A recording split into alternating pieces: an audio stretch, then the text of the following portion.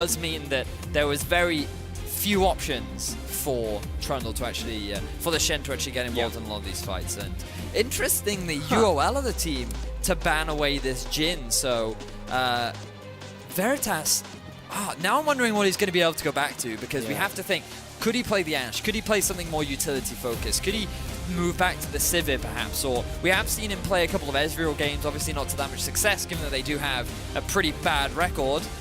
But still, there's just a lot of questions for me with the fact that Unicorns of Love banning away the Jhin. To me, it says that they have other things that are on their mind in terms of priority. But that's the first thing we've seen that's really ticked all the boxes for Veritas. It's been really impressive for him. Last ban was Vladimir, so taking that off the table. And that was an instant lock of the Shen in from Chachi. So one denying that from Roccat, but it didn't do all that much. I mean, it looked good being able to stop the early potential from Unicorns, but this time Chachi's going to bring this one out. And now Roccat, it's up to them what they want to bring to the table. Well, the Trundle's gone. So now what do you pick into the Shen? I mean, as the Shen expert, are there any things that you would hate to play against? As Shen? I mean, Shen right now, I mean, like, it's not just about the 1v1 matchup, it's about the global pressure he exerts on the map, you know? And no, I guess is the exactly. We've seen the Irelia into Shen matchup, and you need a lot of specific requirements to have that Irelia come out ahead. So I do like this early pickup of the Shen. It's a very safe pick for Unicorns of Love, because they know that Roccat clearly value it, given that they blind pick first rotation Shen in the first in game one. So they've taken that one away, and they've basically said, come at us, show us what you've got. Do you have any answers to your own plan? Yeah. Let's see if Roccat do have that answer. They picked up the Ryze early on into the draft, along with the Lucian coming in here for Steelback. So a bit more aggression down there in the bottom lane, try and get some outplay happening. Unicorns of Love, 15 seconds left on the clock. What are they going to pick up here? Are they going to go bot lane here, pick up an ADC and support? Karma's still open. So what I actually find interesting about this Ryze is the fact that we've seen more teams let it through. And to me, it seems like teams are finding a way to play around it. We have to remember that a couple of nerfs did come into the Ryze on patch 6.11, which weren't massive. They didn't completely kill him, and every region was still saying, no, no, no, you can't let Ryze through. There's no way we can let you play this champion. So a lot of people were afraid of it, but then some teams were like, no, you can have him, you can have him. We've got a couple strategies in mind. And to be fair, we have seen some effective strategies. If you have that lane bully, Azir in particular, does a great job of keeping Ryze at arm's length. That makes it very difficult for him to get into these fights. And Nivea has been another champion that has basically said, no, I'm going to make it difficult for you to run at us and get into these fights. So I like the fact that UOL have left it through, but again, we have to wonder, what do UOL have an answer towards this Ryze? Yeah, I always feel like Ryze has become a bit of a trap pick for people, a bit of a trap card, because he doesn't even have a positive win rate here in EU. So yeah, we'll see how that one works out. The picks were also Graves and Ezreal on the other side. So it's been a while since we've seen since Graves. Just a bit of a graphics problem here. So it is Rek'Sai and Braum, which was picked up by Roccat. So if you were wondering, so just imagine those are on your screen right now. Yeah, just imagination. Just picture, use the power of imagination and friendship. But anyway, the I like that tribute to Yorick, given that it is his birthday. But anyway, the Graves and Ezreal. Let's talk about the Graves and Ezreal, because Graves, as you rightly said, has fallen out of favor just a little bit, largely because he doesn't quite have the same early game power that a lot of other junglers possess. So he's quite good in sort of long scaling sort of comps, and to be fair, the fact that UOL have drafted this Ezreal who's likely going to go, I would imagine, towards the blue build Ezreal, especially when you pair it up with an Azir, means that UOL now are saying, we want to go towards the late game, we want to scale up. And they're actually sort of challenging Roccat in the sense of, go on then Roccat, we're giving you a composition, we're giving you a playstyle that suits you, because we feel confident enough that we can beat you at your own game. Alright, a lot has just happened here though. We had the Varus pickup from Roccat, so bringing the long range counter to the mid lane. A lot of people consider Varus a counter to Azir, but also, fabulous pick, Taric has come down for the Unicorns of Love. I hope it's a pink Taric as well for Unicorns. That would have a lot of synergy here, but what do you make of Taric coming out? So Taric, a champion that we haven't seen very much of. We saw it during the Challenger Series come out from SK's bottom lane. Unlimited loved that pick. The MF Taric combo was quite devastating. During the laning phase, he doesn't have that much pressure, but he can make some pretty amazing plays with his ultimate. He does a great job of keeping his team aligned. The sustain and the surprising pick potential that he does have is pretty strong. And in terms of the 2v2 matchup, I would give the advantage, the ever so slight advantage, over to the Braum and the Lucian, because Braum is very good into melee support. So we could very well see a lane swap coming out from the Unicorns of Love, and we do know how Shen does very well. Ryze, not so well. Yep. The Ryze into the top lane is a good answer for Shen, but Roccat are saying, hey, we want these standard lanes. Varus, really good into Azir. Yep. Lucian, Braum, really good into Ezreal, Taric. Ryze, range advantage. You're going to freely scale up against the Shen. So Roccat want to try their very best to get these standard lanes, whereas Unicorns, they're very likely going to try and avoid it. Indeed, and as we load up for our second game here, use hashtags UOL win and ROC win as we hit the rift very shortly. And who would have guessed Unicorns of Love with 1 win up in this series against Roccat as we get in here. Bloodstone Taric, really? Didn't go for Armor the 5th Age? Wow, so much judgment. It's the Unicorns of Love. Their color and thing is pink and unicorns, and they went with the red skin? Come on. Unbelievable. Unbelievable. Yeah. But, gonna have a pause out here. Probably noticed that they had the wrong skin, so gonna be remaking here for Pink Taric. No, that's not what's happening. We'll get some information to you guys very shortly on what's up. So this gives us an opportunity to talk a little bit more about the comps, because obviously a lot happened during Champion Select, so indeed, all these interesting picks coming out. So let's just have a look at this. Roccat, they have the Varus, they have the Lucian, and initially you're thinking, oh, they're actually a pretty good poke composition, but then I'm wondering where the Ryze fits into all of this, because when you have a poke comp, typically what you want is a solid front line, right, for your poke composition to hide behind, but also it acts as an engage tool. So you're basically saying, we're going to poke, poke, poke, poke, poke, poke, poke, and then what we're going to do is when you're low, we're going to force a fight, because you're too low to fight back, so you're going to try and run away, and then this is great for us, because now you're in a sticky situation that you can't do anything about. But Ryze does not really offer that. Ryze is not a champion that acts as a solid front line that allows you to just quickly start these fights off. So yes, Roccat have pretty good pick potential. There's a lot of single target damage with the Varus ultimate, the Ryze Rune Prison. You've also got the Braum Q, but it's not that great at team fighting. It's not that great at, I mean, it has poke, but the whole team comp doesn't synergize. And I feel like what Roccat did was they picked the Ryze, realized that it was a bad matchup into the Azir, and so last minute they go, okay, let's just, Ryze is going into Shen, Varus going into Azir, so let's just pick standard lanes and hope that we can come out ahead in the laning phase. So, not personally a massive fan of the draft from Roccat, whereas Unicorns of Love, good on team fighting, really good at kiting, very well rounded, very much about the mid to late game. And I feel like honestly, Unicorns of Love have come out ahead pretty significantly in the draft. And also to keep track of is the lane swap if we get one to start this one off, because Unicorns of Love would like that lane swap to go down. Chachi would be fantastic in that lane swap, and try and get Hylissang and Veritas out of that 2v2. So do of course have Veritas and Hylissang heading to the top side. And this is going to be read by Roccat. They didn't get a lot of early information. They just put wards down the river. So instead, we're going to see the dual lane and bot lane. Exileh is making some bird noises. And we will see this 1v1 in the mid. So my question to you, Veritas, is why didn't Roccat try harder to get standard lanes?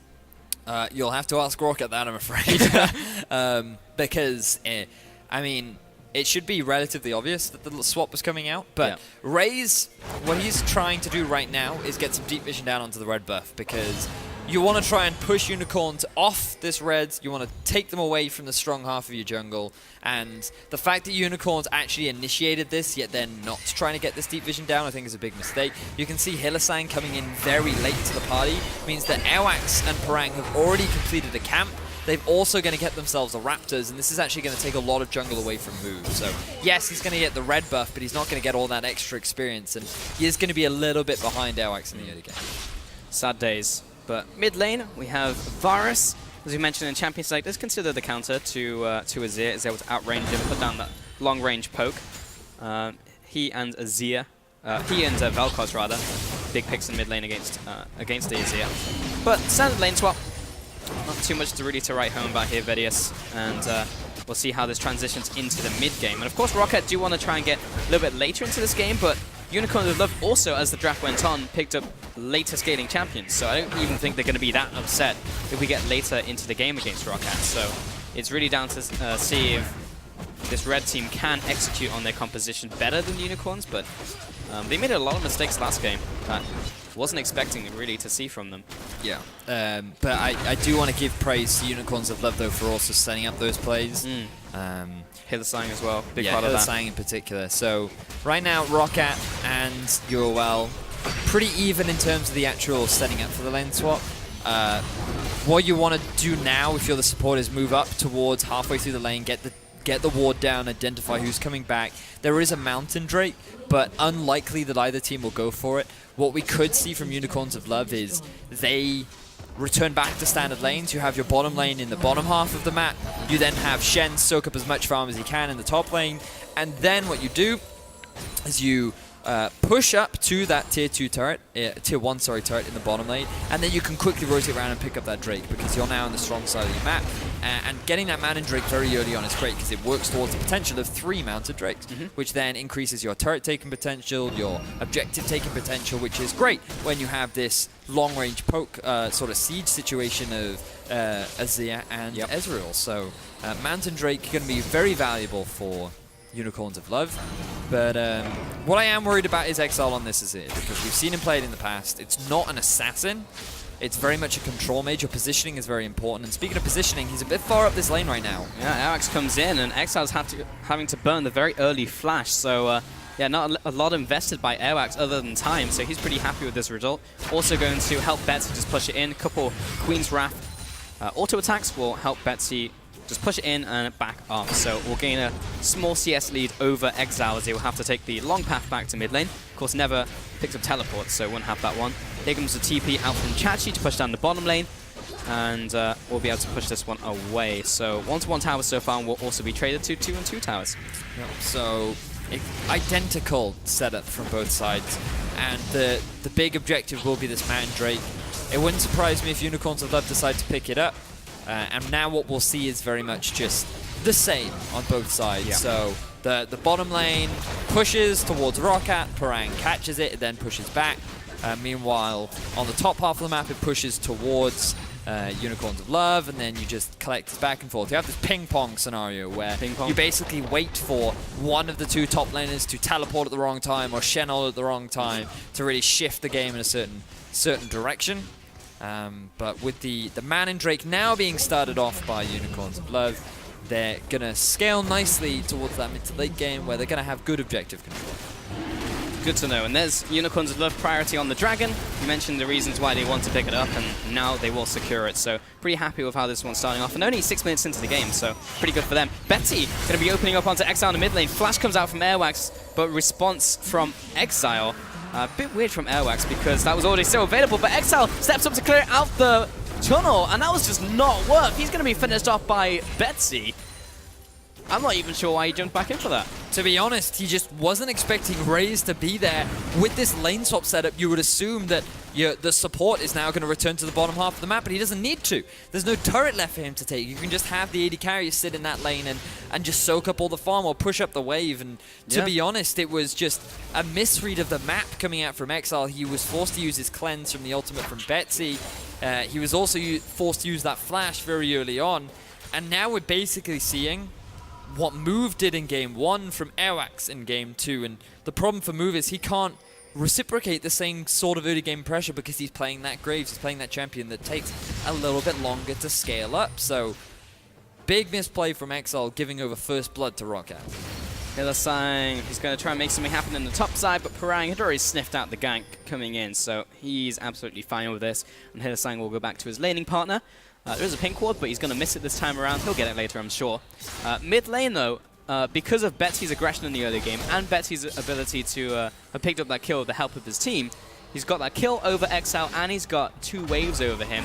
And Airwaks is coming back into mid lane, and he interrupts Shifting Sands, so Exileh has to burn his ultimate. Betsy, great follow-up, and now he's sped up as well from the passive, which will pick up an easy kill onto Exileh. This is all going wrong. It certainly is. Exileh giving away another kill. Move is not providing any support in the middle lane. And Chachi, he's overextending in the bottom half of the map, taking a lot of damage. Airwaks is here as well. And that's just going to force UOL away from the turret. But meanwhile, in the top half of the map, they're just bounding down onto this turret. They're not going to be able to take it quick enough, and Parang is just going to be able to soak up all this farm. This will cause major issues for the Unicorns of Love, having a fed Varus on the opposing team. Such a good start to this one. Moving the bot lane, kind of filling in the shoes of the ADC, but unfortunately Graves not really using that role anymore, or ever. Past the rework, but Veritas, he was pushing in the top wave against Parang, and he's still fine. Roccat, though, see if they can leverage the how strong Betsy is right now, because he's already way above Exileh in terms of itemization and power. Hylissang and Veritas were trying to take away this red, but Parang does react in time. So what do Unicorns of Love do from here, Veritas? Does he just have to try and shut down Betsy, or because Varus will have such a big impact in the mid game?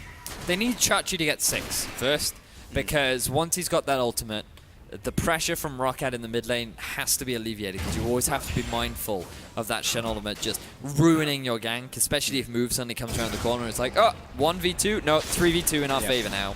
So Chachi needs that 6. He has just hit it. So it was smart from Roccat to abuse the window that they had between 1 and 6. And given the lane swap, it obviously delays getting to that level 6 a little bit longer for your top laners. So smart from Roccat, like the early game pressure. The question is, you know, as you said, for Roccat, how they keep up this pressure, because we've seen them have an early game lead in the past and throw it away. Whereas Unicorns of Love, they're now on the back foot. They need to figure out a way to get back into this game, and that is trying to make a play with Chachi. You be over-aggressive. You create these numbers advantage, because Parang doesn't have his teleport right now. You have a very small window where you could try to force a fight. I mean, if Exileh just goes in now with his ultimate, Betsy has no summoner spells, they could look to pick up a kill. Trying to force these plays then and there is what you need to take advantage of, and UOL just needs to be a little bit more proactive and willing to take these risks. Yeah. I mean, they were taking them in game 1. They were really putting it to Roccat, but Roccat have this pretty strong gold lead here. What's up? But also remember that UOL also have a scaling combat. Exileh, he's going in. He's going in. There's the ultimate. Veritas, everyone's coming in the mid lane, but it's Betsy on the receiving end to start this one off. Ryze is going to come in with the ultimate, but there's the double kill for Move. Parang does not want to be here anymore. Pops the ultimate, desperate power flash away, and that very rapidly went wrong for Roccat. So there's the play that we were just discussing. You needed to be proactive if you're Unicorns of Love. You throw the Shen ultimate down onto Exileh. He dives in with the ultimate, gets the knock-up onto Betsy, who does not have any summoner spells available, and they get themselves a kill. Roccat tried to respond, but because all 5 members of Unicorns are there is no way that they can turn that fight around, and now Unicorns, they're pushing onto this tier 1 turret in the mid. Finally, Roccat are able to clear out this minion wave, so Unicorns at least won't pick up that tower, but just take a look at the setup. Everyone is in the wings ready for a fight to erupt. Everyone's waiting for the play. Roccat want to go for the dive, but UOL, they're just a little bit quicker on the trigger. And then because of that Shen ult combo on top of the Azir, there's just no response from Betsy. He's too far away from his team for them to collapse fast enough. And not only do they get the teleport out from Parang, but they get the heal out from Steelback as well. The flash is gone from that Ryze too. So many good things going in favor of Unicorns of Love right now, and this composition is where it wants to be. You're not falling too far behind during the laning phase. Yes, that Exileh, he went 0 and 2, but his team is compensating for that by helping him out and putting as much pressure down to Betsy as they can.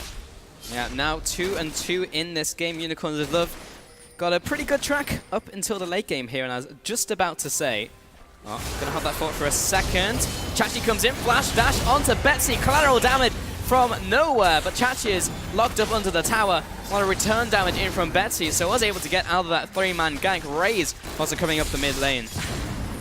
So you get the flash and ghost out from Betsy in exchange for the flash from Chachi, and okay, you don't quite have the damage to kill Betsy because Exileh did not have his ultimate available, but still, 2 big summoner spells burnt on a low mobility AD carry up against an Azir, a Graves, and a Shen is fantastic for Unicorns of Love, and now they're going to make a play onto this tier 2 turret in the top. TP coming in from Chachi, zoning away Parang and Airwaks, and Unicorns of Love are just going to take this one away, being helped out as well by the early Mountain Dragon.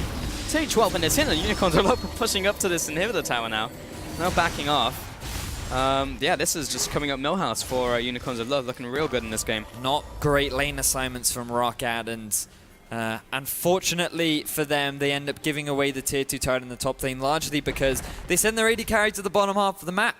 He's not going to be able to... If he was in the top half, he could have been there with Ryze to clear out that big minion wave that was stacking up. Roccat did not read the map well enough. They didn't recognize all this deep vision that was in their jungle. And look at Parang. Wow, getting 1v1 by Move right now, but the tables have turned. Betsy comes in, picks up the kill. Airwaks onto Exileh, but a fantastic ultimate will come in and separate the fight. Airwaks chasing down onto Chachi, now onto Veritas. Gets the knockup. Does he have the damage from Steelback and Ryze? They didn't even want to get involved. Mystic shot will hit Airwaks on the way out. That was overall a 2 for 0 actually from Roccat. So, Roccat actually turning this one around. The fact that Unicorns of Love were able to pick up the tier 1 turret and then over-aggress after not going back and actually spending their gold means that Roccat are able to find themselves a turnaround fight. So, 3 members of Roccat try to get the collapse into 4 members of Unicorns, but that wall actually does a great job of splitting up Roccat, or keeping them all together even, that they're able to get the exhaust down onto Azir and mitigate a lot of his damage. And with him gone, Ezreal's not at a point that he's able to clean up the fight. They're very wary of the damage that Steelback is putting out, and that means that Roccat are able to clean up a kill. And bear in mind, Move, he died up in the top half of the map because he was going super ham onto Parang and he just didn't have the damage to get the kill. Right now, Roccat, this game is just swinging back and forth. Crazy plays are happening in this early game. And Hylissang and Move are probably going to take away this Infernal Dragon without too much contest from Roccat. Now coming down and just not really interested in contesting this. Move just needs to finish this one off. There we go. There's a camp advantage. And it's just a standard lane swap. Perfect split. 14 minutes Left side in. is now belong to Fnatic.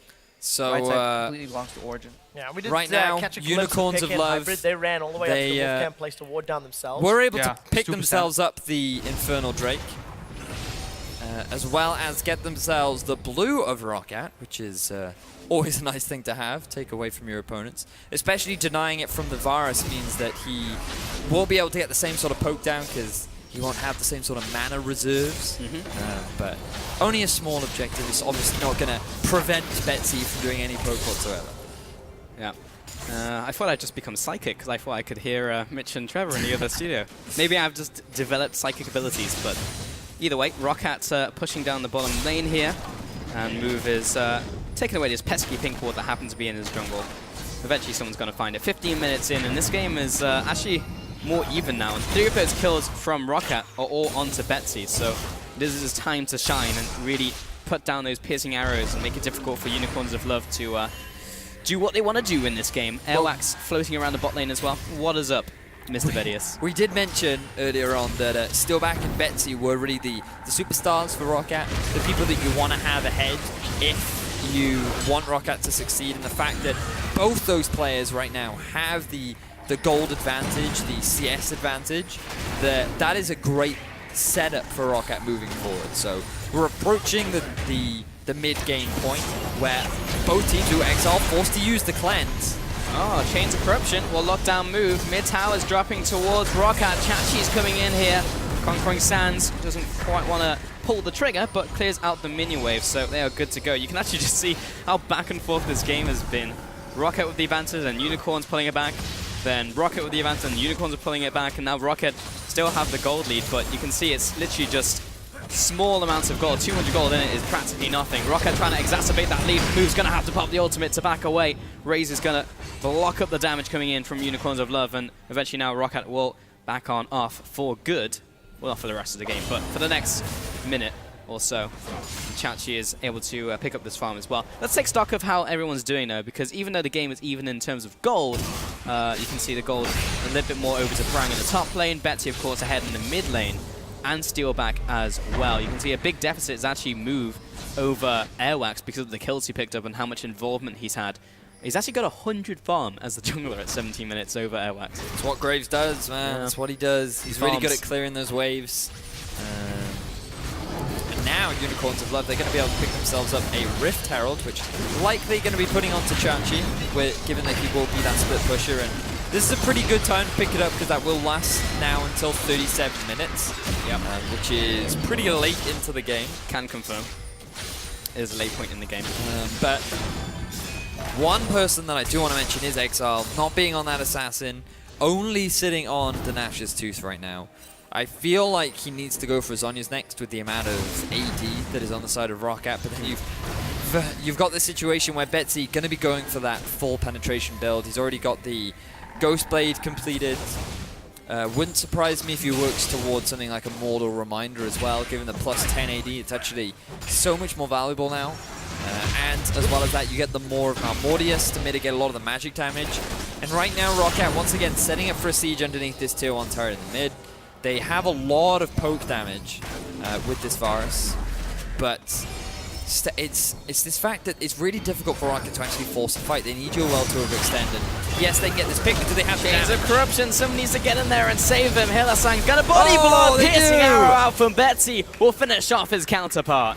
Good snipe coming out from Betsy, right in between the two members of Unicorns, and now that they've got that pick, they can finally take this tier 1 turret down in the mid lane, but Veritas is taking a lot of damage. Betsy really turning up. Cosmic Radiance is going to save his life. Hylissang into the battle. And in the backlines, Chachi's coming in, looking for a target, but he's got no help. He's going to have to Shadow Dash to safety. Betsy was looking to follow up, but unfortunately no mana on him now. Everyone from Unicorns of Love flashing up red, and Roccat are going to try and capitalize on this. 2 minions left in this wave, but another one very soon. Veritas getting out there. Arcane Shift at the last second. And Roccat decide to back away, actually, despite the wounded Unicorns of Love trying to defend. They don't want to overcommit to anything. They can't afford an Exile.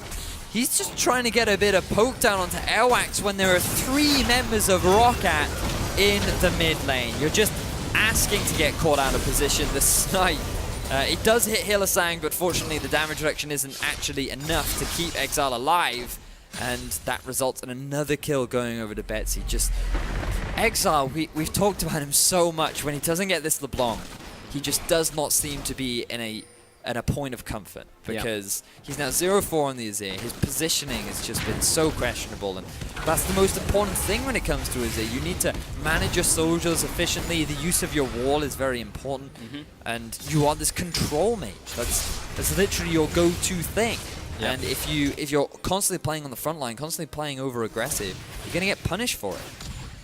And he has been punished multiple times in this game. Betsy, though, has been really turning up on Varus.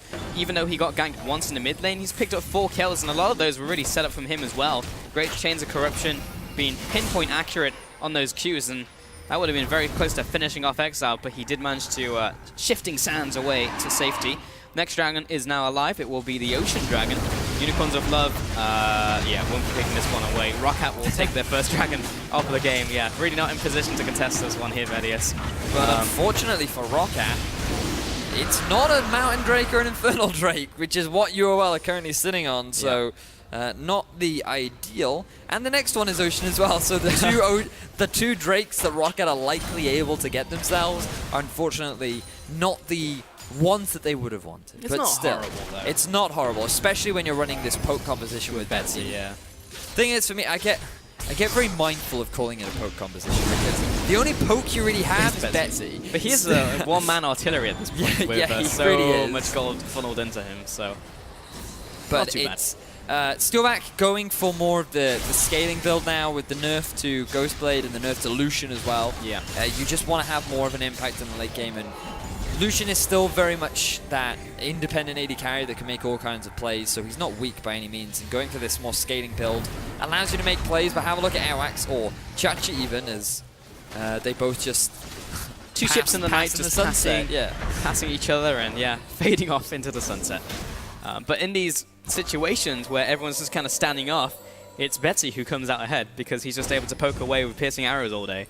And Veritas isn't really that big right now. He's got the 2-item power spike, but that's a big CS lead in the bot lane. I hadn't even noticed. Steelback. And it's all because Steelback is being given all this sideways. Parang is on low econ right now, where Roccat just aren't interested in helping him out. He's playing a Ryze. He needs to get to this point with which he can have a big impact. And to be fair, he has completed the Rod of Ages. It is on 8 stacks right now. I'm going to check just very quickly how many tier stacks he's on, and he's on 564, so he's getting there pretty quickly. So he should still be able to get that 2-item spike on top of the GA, which means he will still be pretty powerful, and he's been getting enough experience that he's still relevant in the game. But the fact that there is so much priority for Roccat to get all their gold down onto Steelback really does emphasize how much value Roccat put on this AD and mid duo. Yeah, pretty much. I mean, Betsy's fine. He doesn't need more farm right now. Oh, here comes Chachi again from the back lines, but last time it didn't go so well. He's going to taunt just Airwaks, but that's not really that helpful. Chains of Corruption will lock down the back line in from Unicorns. Ryze is going to follow up now. Here comes Ryze with another great ultimate onto Veritas, but Parang and no one really from Roccat can get involved. Cosmic Radiance onto the entire lineup of Unicorns. And this was what we were talking about during Champions League. It was just how do Roccat actually force the fights that they want. They get a lot of poke damage down. You can see how chunked out Move and Hylissang were. They land the ultimate from Betsy to just act as a disengage tool, but then when they want to try and re-engage and try and force a fight, they have nothing in their toolkit available. Parang literally walked in from the flank, said hello, and then left again. There was nothing that he could really do to get involved. So unfortunately for Roccat, their composition showing signs that they have no real way to force a fight. And Unicorns with the Azir Ezreal have so many options to disengage. He has gone for the Trinity Force build. I'm not personally a big fan in this particular composition because you can see that with the Azir you're going for more scaling. Yeah. By going for Trinity Force, you're going for more of a mid-game spike. But and to be fair, Unicorns definitely not the ones with the mid-game lead right now. Really want to emphasize that though, because Betsy has done over 3 times the damage of Exileh in this game, 18,000 to 5k, but the problem is Roccat can't get into a fight. Everyone can be on one hit from Unicorns, but they just run away and Roccat can't capitalize on it. So it doesn't matter how well Betsy's doing right here. Unless Parang just gets the flank of the sentry, Airwaks comes in as well. They just can't make it happen. And Chachi has had some interesting flanks. He always comes in from the back line. It's like, ha, the perfect position for me to be in as Shen. And then it's just like, actually, you probably don't want to fight here. And then he just runs back to his team. So this is a very weird game for sure. Roccat have the small gold advantage, but slowly pushing in. What they do well is leveraging Betsy's siege. They literally just gave away a completely free mid turret.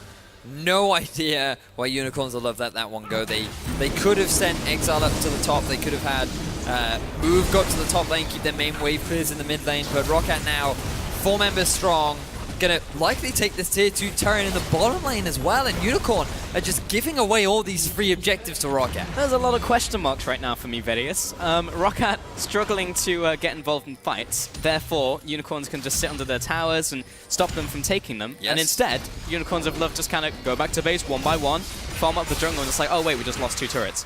Inner turrets as well, which should be much easier to defend than the outer line. So that was bizarre. Yeah, I don't know why Unicorns have let that happen. Yeah, a lot of odd decisions. They could have easily defended that push, especially when you have the low-range Lucian who has to get in range of the turret against an Azir. You've also got that Shen potentially ulting onto the Azir. We saw the combo earlier on in the game from Unicorns of Love. Yep. It's a great way to force a fight. You have the Trinity Force. Ezreal is strong right now. Graves is strong right now. Azir just completed the Ryze. Yes, he is pretty far behind Betsy, but it doesn't matter because your other 2 members are pretty strong. You just go in, you do your Shurima Shuffle, you have the Shen ultimate on top of you to keep yourself alive long enough. You have all the HP from the Ryze too. Like, Unicorns of Love have all the tools in their kit to sit there and shut Roccat down. And they are not doing anything. We talked about how they needed to be proactive, and they showed signs of that. Yeah, right now, they're just kind of giving Roccat everything, and they're saying, oh no, please don't hurt us. Just have the turret. We don't want to get poked anymore by Betsy. It just feels like they ran out of steam from game 1. Game 1 looked so good for them, and now Unicorns of Love just kind of lost track of what their game plan was, really. Betsy going to try and steal away his Pooper, and he gets it with the rest of his team coming in. Move was trying to come in range for a smite to counter steal. Move's also going to take another Q out from Betsy. Betsy is hurting so much right now. Each of those Qs is chunking people massively, but 3 items. Yeah, but while we've literally said this time and time again, like Roccat should be able to land this poke, but then not get the engage down. But Unicorns of Love are just kind of giving Roccat a chance. This is like, here, we know how your composition struggles, so we're just going to help you out real quick. And yeah, and just look at the vision right now around Baron. Weird. The entire top half of Unicorn's jungle is controlled by Roccat right now. And kind of find it interesting that Parang went for the GA before completing his tier item, but Parang is getting collapsed on. He is. Here comes Move, flash dash by Chachi. They're going to have to kill him twice though. Flash comes in from Parang, and collateral damage will create some distance between Move and Parang, but he kind of just walks up and will just die to Parang. Chachi will drop him into GA. He will come back up with part of his health bar remaining, and Chachi is going to slap him away with these with I don't know what they're called. He's going to kill him eventually, though. Twilight Assault is going to be slow. No oh, no, way. Parang. Okay, he's dead. That was way closer than it should have been. Certainly was. So much lifesteal. And now Roccat with 2 members of Unicorns to the bottom half of the map. They're going for the Baron. They are. Roccat with 3 members here. Betsy trying to zone them away. Hylissang dropping low, but Cosmic Radiance is coming down. Chachi into the fight. Betsy's going to fall to Exile, but the Cunning will finish him off in from Steelback. 3 for 2 overall. Who picked up the ban? It was Roccat. But bear in mind, it was 3 for 3 because Parang ended up getting a kill on to move down in the bottom half of the map. So overall, big win for Roccat. Only 2 members did get the Baron, but that's more than enough to be able to break into the rest of the base. So you can see the Roccat in a 4 versus 3 situation. Betsy just getting as much poke down as possible. Don't like that ultimate from Betsy. He got a little bit greedy. He used it way too preemptively, and if he'd had it then, he could have got a kill down onto Exile, but unfortunately for Unicorns, they have no jungle smite. They have no way to steal away this Baron. Betsy ends up getting killed off on the side from Exile, and that's the problem that you have when you actually get into a DPS battle with Azir. You're never going to come out ahead, simply because he just does too much damage when you're standing in range of his soldiers. But still, Roccat, they can be pretty happy with the fact that they picked up the Baron. Parang can be pretty happy with the fact that he was able to get a kill on a 2v1. Nearly got 2. Yeah. And if he just had that cooldown, he definitely would have been able to pick up the 2 kills. But overall, good execution from Roccat.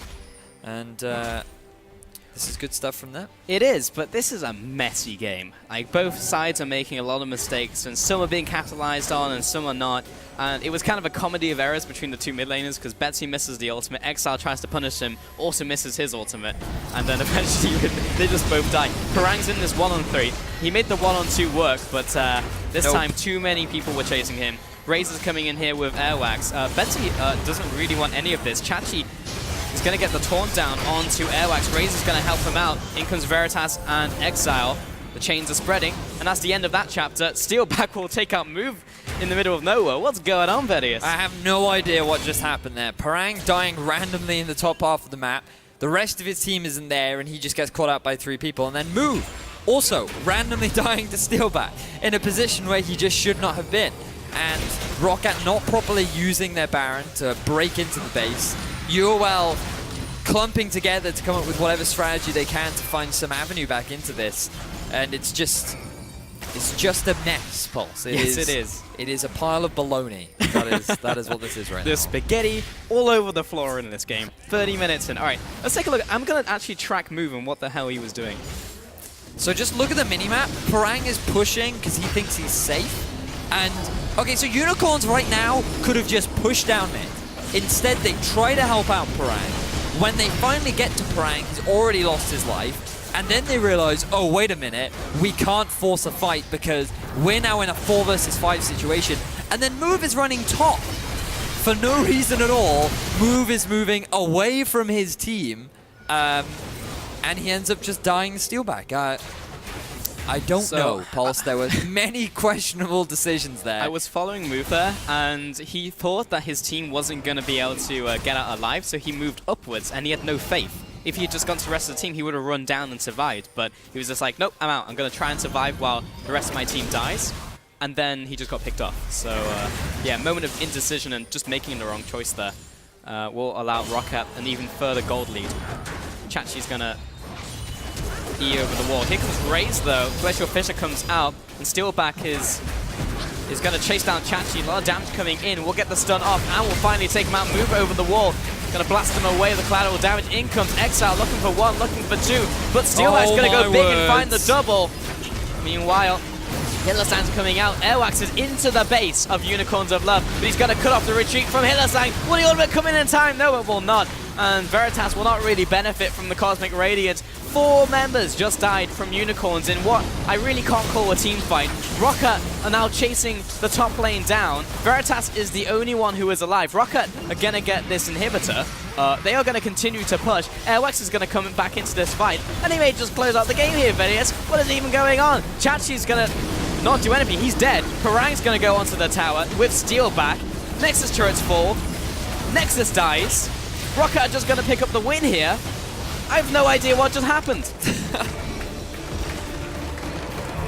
So, Roccat are able to close that one out in what was a goofy game. a goofy game. Yeah. I think goofy is the best way to describe it. I do want to give praise to the early game of Roccat for Betsy in particular. Airwaks put a lot of pressure down onto trying to get Betsy ahead, and I think the fact that they did get the counter matchup was very beneficial for Betsy because they punished quite heavily to be honest, the lack of experience that Exileh seemed to demonstrate on that Azir. Yeah. So